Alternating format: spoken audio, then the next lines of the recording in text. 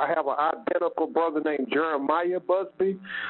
So if anyone was to search, not to confuse Jeremy Busby with Jeremiah Busby, we're two different people, but that is my identical twin brother. Sadly, at the age of 4, my mom worked for Mayflower Trucking Company. One time she was returning back from one of her trips, and she never made it back home.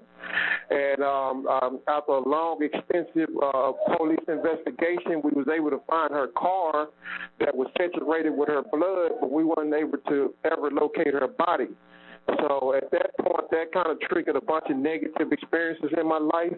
I was placed in foster care and separated from my brothers, and I kind of grew up in like an abusive and it wasn't an ideal situation, the foster care situation that I was in, and so ultimately around 12 years old, I decided to leave that situation and run away, and I took refuge in the streets. Wow. And the people that took me in were already involved in like criminal activity or whatever, so I was immediately plugged into a drug house. This was at the height of the crack epidemic in the late 80s, and so I started, peddling drugs and stuff like that, and not necessarily knowing what I was doing was something that was wrong.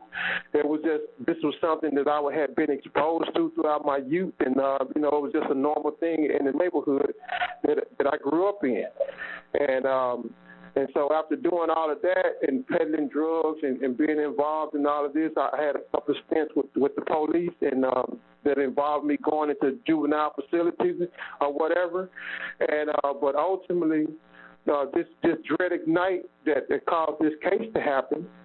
I was selling drugs, and I was selling drugs out this motel on the north side of Dallas.